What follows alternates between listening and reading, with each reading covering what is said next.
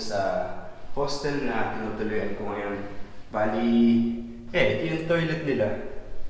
Kita niyo, ito yung pinaka-shower. And ito yung pinaka-lababo nila. Yan, medyo mas okay ito, mas organized, mas malinis tingnan kaysa dun sa mga ibang backpacker guest house na napag-stayan ko. Bali yung pinaka-banyo naman, dito. Nakahiwalay. Para syempre pag tumatay, pag umiihi, hindi na naamoy ng mga nandito na nagtututbrush, naliligo doon sa kabila. Yun. Ito yung kumot, cover ng kama na tinuluyan ko. Bali, mayroong anim na tao doon sa isang bed. And nung umalis ako, mga tulog pa sila. Ano na nga pala, mga alas 3 ng madaling araw na ngayon. Ayun. Inagahan ko kasi wala ako talagang plano eh. Kagabi nakatulog ako siguro mga alas 9. Hindi, nagising ako mga 2. Tapos nag-check na ako ng kung anong magagawa. Hindi ako natuloy doon sa iniisip ko kahapon sa puntang Blue Mountain, kaso walang tren dahil nagre-repair. Yun, hindi natuloy. So basically, you just need to put your dirty linen in here.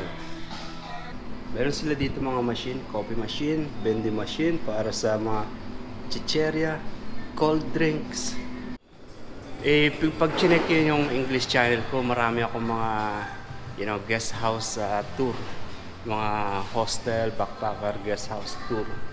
Pinakita ko yung mga facilities nila karamihan. And dito naman, pumasok ko dito, andito yung mga pagkain ng mga nag-i-stay dito sa hostel. Bali, nag-grocery, bumibili sila sa labas. And then, meron dito mga shelves kung saan nila pwedeng ilagay yun. Yan. Ganun din itong mga rep. Itong mga rep na to para din sa mga guests ng hostel. Bibili sila sa labas. And lalagay nila dito, naka-package, may mga pangalan sila dyan. Alam nila kung ano yung mga gamit nila. And pwede ka dito magluto. Yung mga yan, hostel lang, yung mga guests ang naglilinis yan dapat eh. Siguro tamad sila. Ayan, pwede ka magluto dyan. Kumbaga, yung mga hostel self-service. Mga ganon. Kompleto ng facilities dito. That's the cafe where I spent most of the time yesterday and didn't able to go out and decided to check if there is a vacancy in this hostel, and that is why I am here. Oh, sorry, pasensya. Pa-English na naman ako, parati na lang ako pa-English.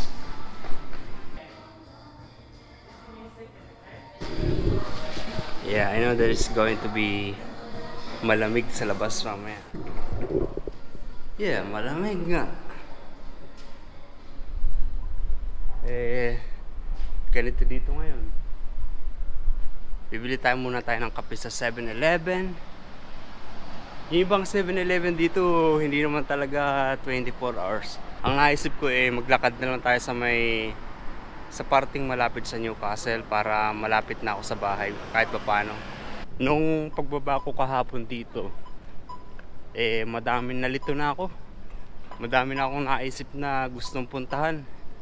Naisip kong pumunta sa Canberra, pumunta sa Goulburn, Brisbane, hanggang sa nalito na nga ako at hindi na nakapag-decide ng maayos kung saan talaga pupunta.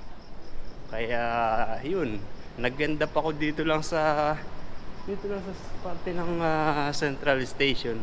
Hindi ako nakapamasyal doon or kung saan. And then nag-stay ako doon sa coffee shop. Doon ako na inabot ng antukin. Ang oras na mga alas 4, 22:79. Bali, yan yung natira doon kahapon. You can see it's written there. Kaya hindi tayo dyan kasi maingay tayo eh. Dali tayo sa kabila.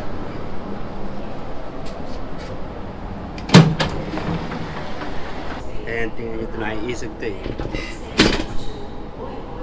So kahit saan ka umupo.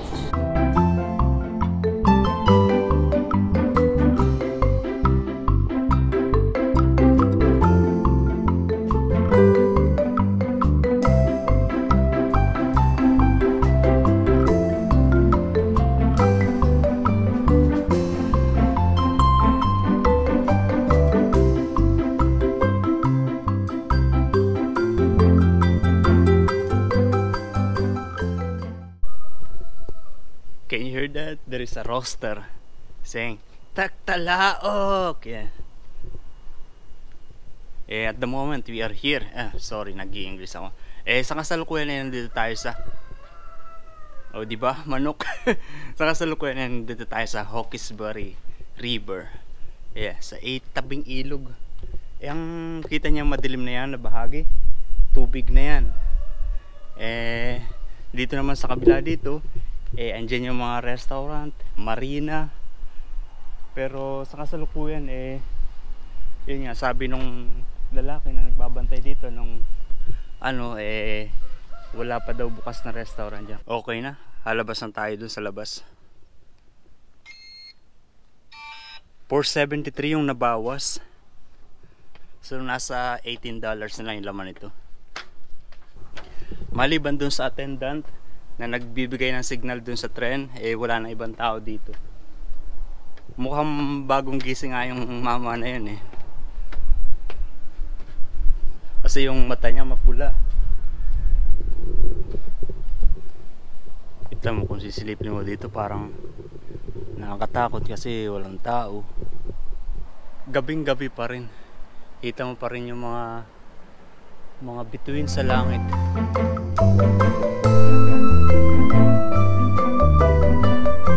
Yung ilaw nakikita nyo sa taas, yan yung buwan. And syempre yung mga star. And eto nasa baba, syempre mga poste. Yan. Bali meron na ditong isang sasakyan. May isang tao na nagdadrive. Dinala niya yung kanyang bangka. Medyo sumisikat na yung araw dun sa parte na yon. Pag ako ay nawala dito or bigla akong dinagit ng pating dito or kung anumang malaking isda, walang man lang nakakakilala sa akin dito, walang maghahanap sa akin. Kawawa naman ako. Pero lumiliwanag na ibig sabihin ligtas na ako. Babae naglalakad ng aso, tapos maglalakad siya dyan sa madilim na yan. Dito sa totoo lang hindi naman nakakatakot maglakad dito sa kahit sa madilim. I mean, hindi nakakatakot yung mga tao. Alam mo yung ibig kong sabihin, yung tipong kasi kunyari sa Dubai, pag naglakad ka sa mga liblib na lugar pero may mga tao, yung mga tao dun pagtitinginan ka, which is nakakatakot, diba? Ganon din sa Pilipinas.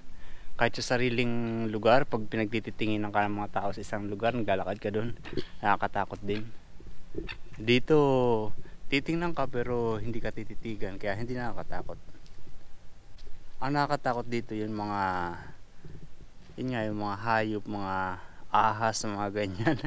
Bagamat hindi pa ako nakakita ng personal. Ayan, pupunta na siya dyan para mamingwit. Habang dito naman sumisikat na yung araw. Pasok ko bukas alas 2 pa. So kahit mag-stay din ako dito the whole day, and then kahit diretso na ako sa pasok bukas sa trabaho. Pero ayaw ko kaya. Kumbaga ito parang swimming pool ang style kasi cover dito and merong mga ganitong babaan connected dito sa ilog na to.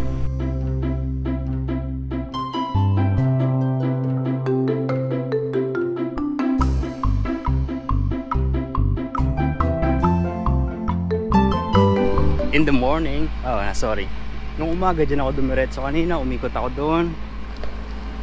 Nakarating ako dito kanina. And dito na ako lumabas, ayun lang yung train station. And then nagkape ako dito, mabait yung nakausap ko na siguro siya yung may-ari or siya rin yung nagtitinda.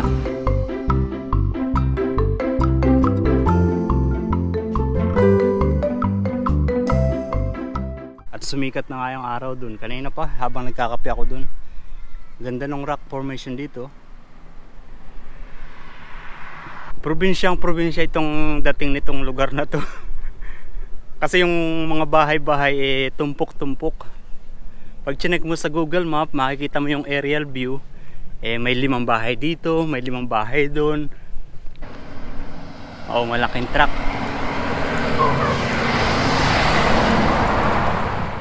Good morning, sir. This is part of the river. Look, this is cut. This looks so fat. Amazing. This guy has a very big belly.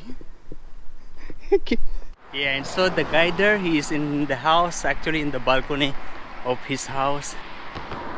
Yeah, because you know, I said good morning, sir. I greeted him because he looked at me. And then later on when I'm coming back, hey, have a good day. I said, yeah, thank you. Are you from the Philippines? Oh, nag-i-English na naman ako, pasensya na. Yun, tinanong niya nga ako kung Pilipino daw ba ako yan, kung saan daw. Sabi ko sa Maynila. Yun, nice. Sabi ko salamat dahil tinanong niya ako. Actually, yung asawa daw niya Pilipina. Taga Iloilo sila.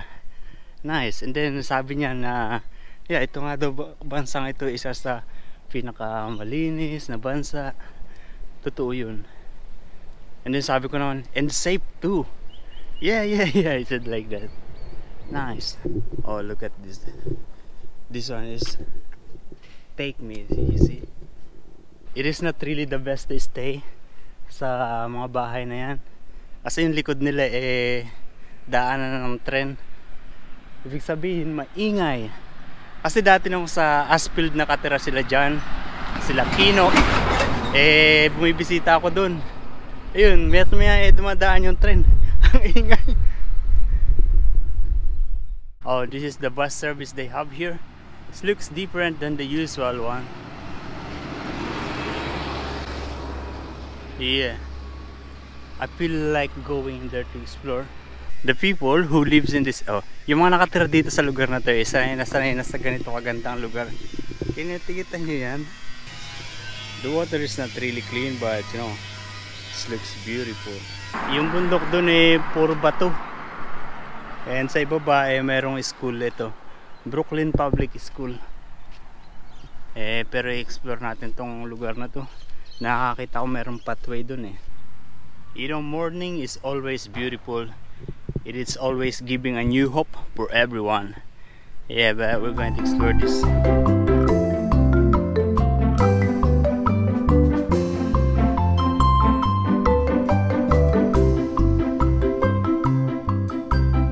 Look at this. So basically this is representing their heroes. Yeah, and if you look at their suit, they're already wearing, you know, a modern clothing. If you compare to the heroes in the Philippines, it means that during the time, mali na English na naman. Ibig sabihin, nung panahon na sinasakop tayo ng mga ibang lahi, nag-evolve na-develop na yung technology ng ibang bansa. And samantalang tayo, hindi pa gaano itak pa yung gamit natin, di ba? Wala pang ganong baril nun. Tama ba?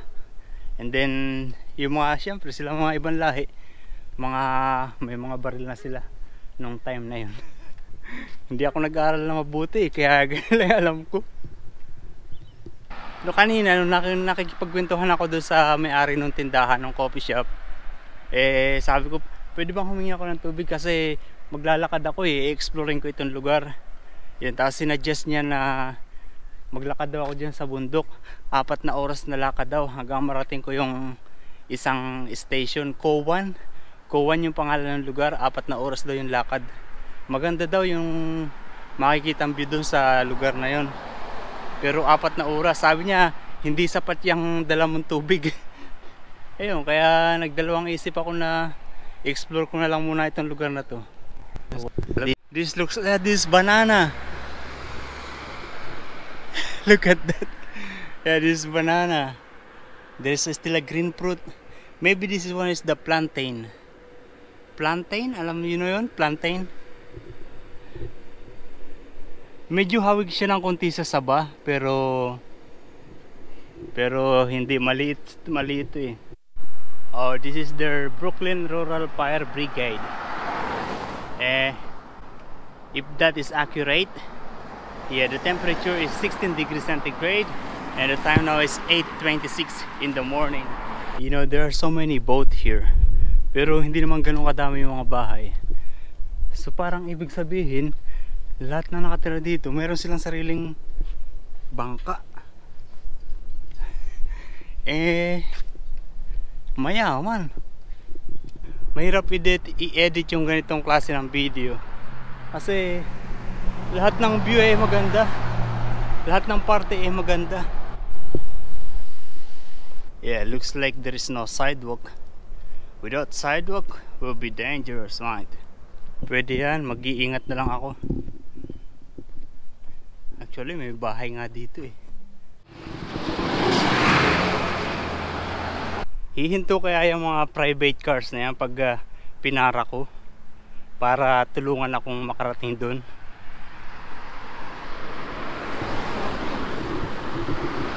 Andun yung train station pero layo na lang narating natin.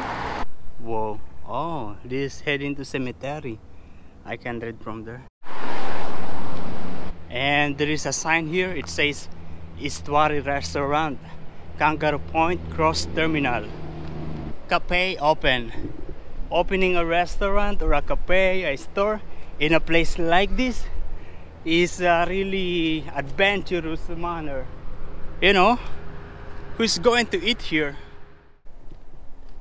At narating ko nga itong lugar na to. Doon ako galing sa parte doon sa likod nitong bundok na to, island na yan. Medyo mataas na yung araw, mga alas na 9 o'clock.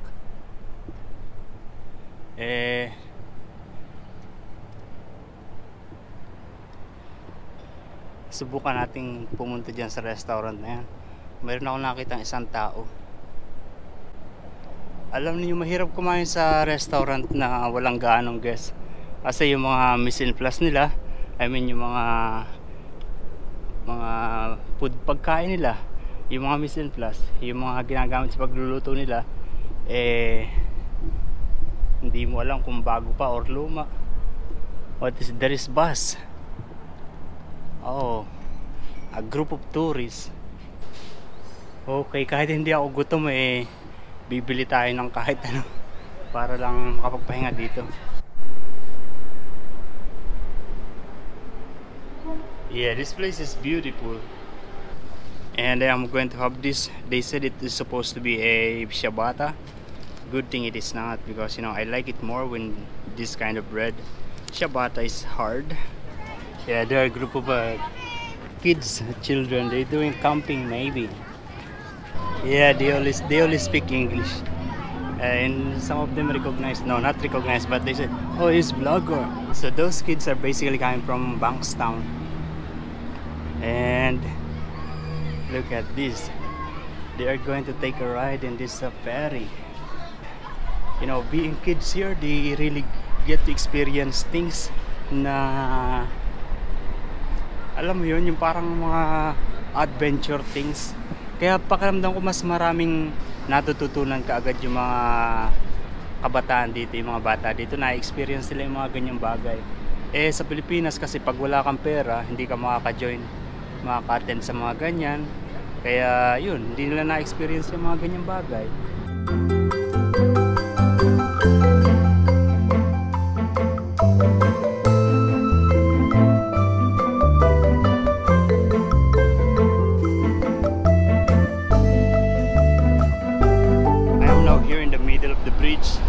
And they are doing some construction here.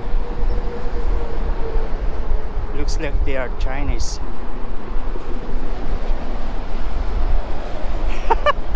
It is really good because you know there is one, may isang Pilipino namukhaan niya ako, sabi niya, "Di ba vlogger ka?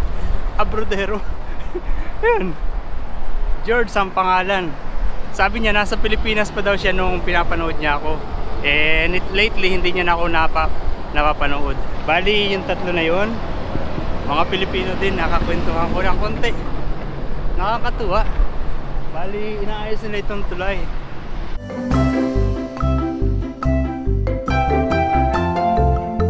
Yeah, no other people will do what I am doing now. Yeah, walking in the place like this. Moni Moni Club. I hope there is a bus. I really need to get into one of the restaurants here because I need to use the toilet. Whoa, finally I can see a toilet there. I reached this place, I used the toilet there. I was already on the other side, but then I need to go to the toilet. I asked Siri where is the nearest toilet and he said it's here. Yeah, but you know, upon checking in the Google map, there is no way for me to be able to get on the other side because yeah, it's just basically a highway and it's too dangerous for me to walk. This is why I'm now heading back to where I came from. I'm going to see again the Filipino guys there.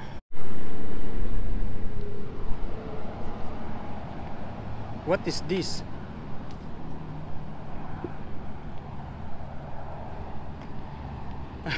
I'm scared that this is marijuana. Mukhang ulam pa yata.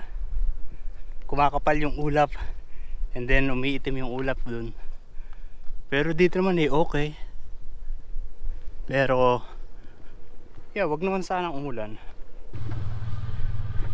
And I got this, you know, this is a pork crackle and Coca-Cola. We're going to eat it along the way until I reach the train station.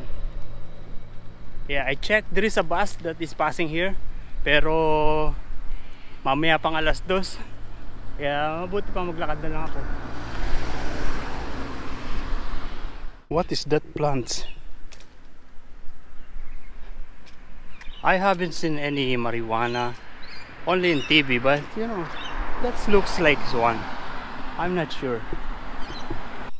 If you remember the one that I show you a while ago, yeah, already taken.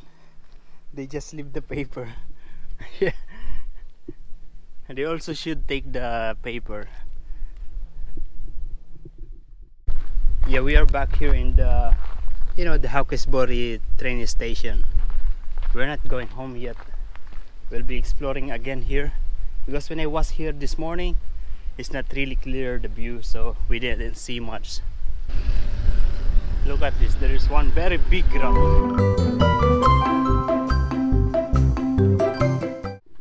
In here, there is sign na sabi walking track. Pero bagong gawa lang. Naisip ko baka patibong. Katakot naman. Parang ano to? Rosemary. Rosemary nga. Pwede mo palang dumaan doon sa ano doon. Umakyat pa ako doon, takot na takot ako nung umakyat ako. Madami ditong talaba.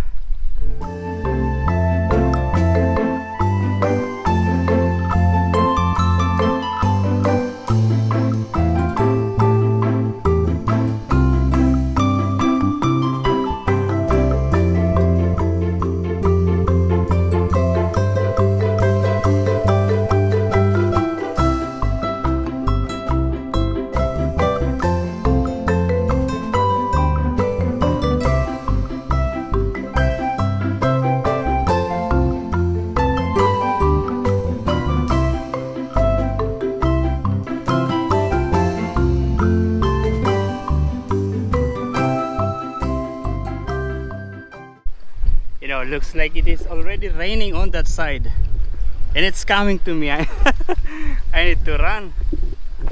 Yeah, I can't be wet because I have a iPad and a telephone and the cameras. Yeah.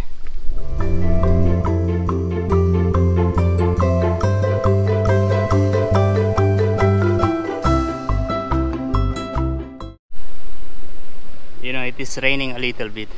Look at this, they have rosemary. This is rosemary mint. Yeah, used for cooking. We're going to eat here in this restaurant. Fish and chips. Fish and chips? Yeah. Takeaway or have here? Up here. Just 22 for that one. Card? Yeah.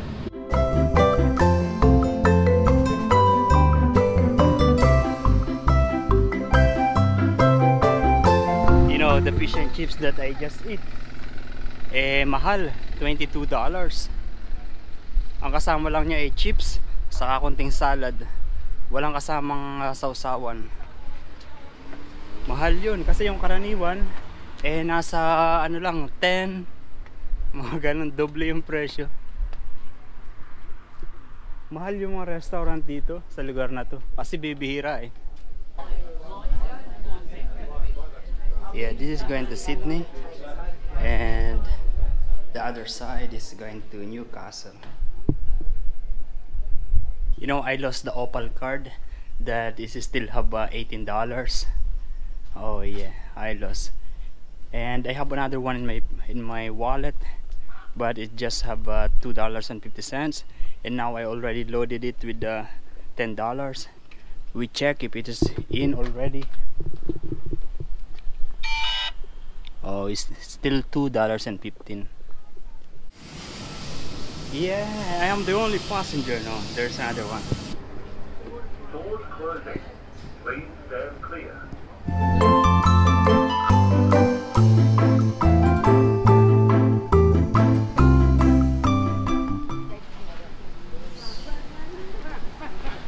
Yo, it's still raining, man. It is so good that I just came on time here, because you know the bus that is going to Nelson Bay will be leaving in 10 minutes. Just right.